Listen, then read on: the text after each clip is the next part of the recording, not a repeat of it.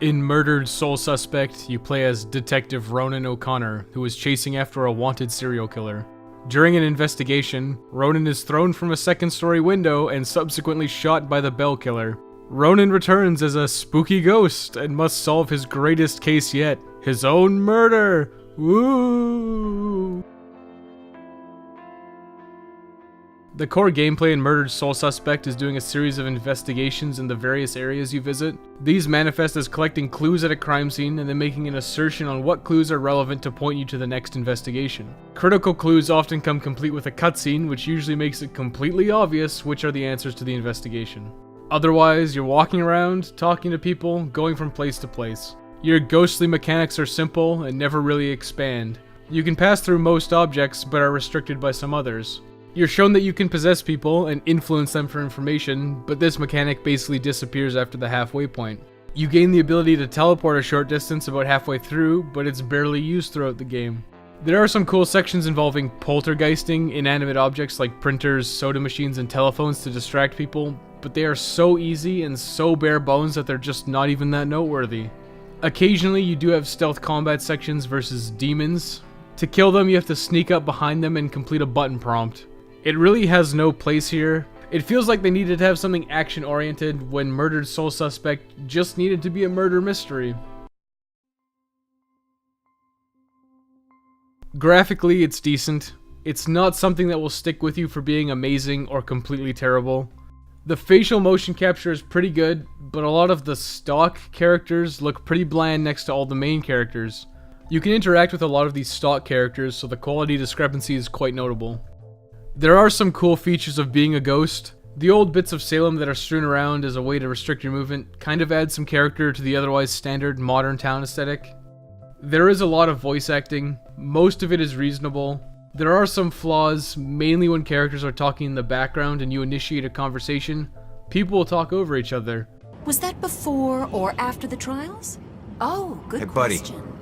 Did got a everyone hear problem? that? This young You could lady say just that. asked if this happened I used to be a before or butcher after the before famous this trials. bitch got a bug up her It ass actually and started happened snooping before around. This really just means you have to wait for the dialogue to stop before you talk to anyone, but it is a flaw. The explanation of why you can't ghost through everything and can't enter buildings without an open door or window is appreciated. Most games won't even bother trying to justify it, and at the very least, Murdered Soul Suspect does.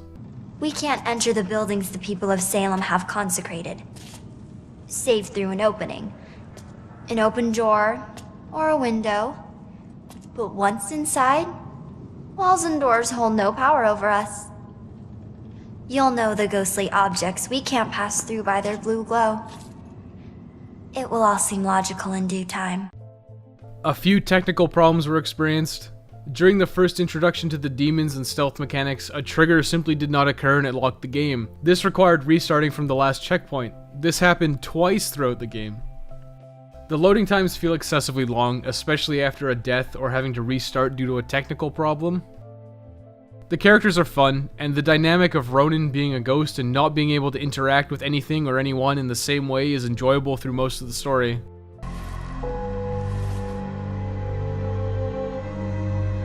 I'm sorry, Julia. I got some bad news. Don't worry, bro. She already knows. Whodunits have a pretty glaring flaw in that they have to be a character involved in the plot. It's incredibly rare for the perpetrator to be someone you've seen only briefly or not at all. Murdered Soul Suspect just has a very small cast of actually named characters, so it becomes pretty obvious pretty quickly who you're after. That being said, it does do some fun and interesting things with the reveal that subvert your expectations, and that was genuinely enjoyable. The ending is worthy of the journey, but the journey itself just isn't anything special. Murdered Soul Suspect is very easy.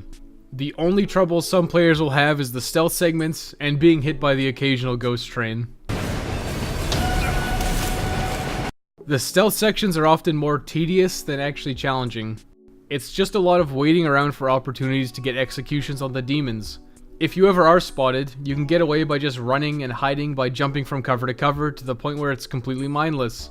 You're often given a triangle of hiding spots to jump between, which feels like it's just a bad rhythm game before the demon finally decides to leave you alone.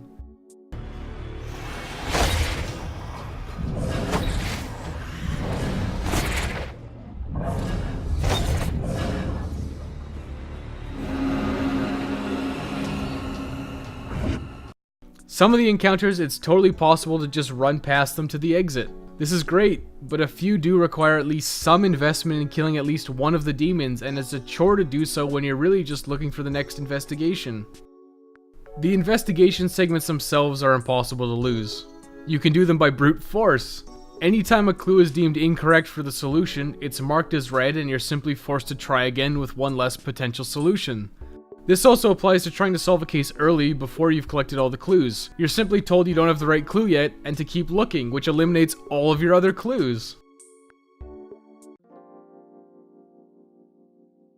Doing a few of the optional cases and picking up a good number of collectibles, Murdered Sole Suspect was completed in 4 hours, 43 minutes, and 27 seconds.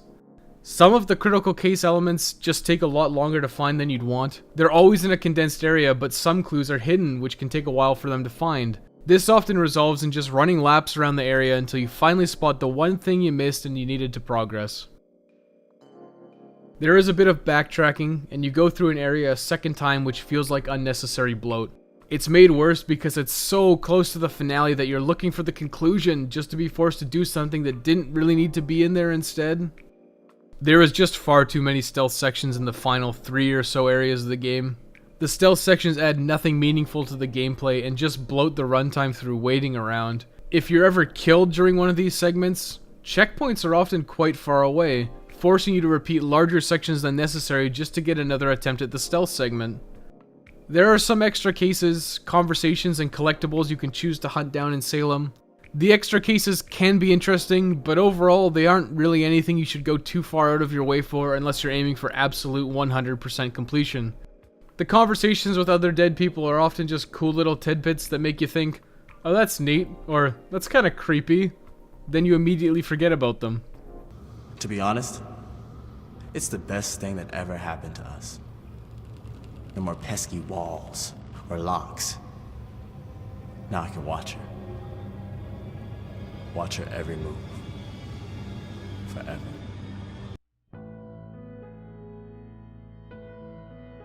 Murdered Sole Suspect isn't a bad game by any stretch, but it's often more boring and tedious than actually fun, which is unfortunate because the story is really enjoyable. The shoehorned in stealth mechanics and instant kill floor sections are really out of place. They genuinely detract from the experience when you're invested in actually solving the murder case, but you have to do some worthless stealth combat sections just for the sake of it. The pacing is almost great, except it drags on a little too much at the end because of some useless backtracking and being bloated by more stealth combat than necessary. Since the gameplay itself is very scripted and quite bland, with really no way to fail solving any of the investigations and the overall case, there really is no reason for you to actually play Murdered Sole Suspect yourself. If you're interested in the game, watching a Let's Play with or without commentary or a live stream will be a nearly identical experience versus playing the game yourself. For that reason, Murdered Sole Suspect gets recommended playing's most disgraceful verdict of not recommended.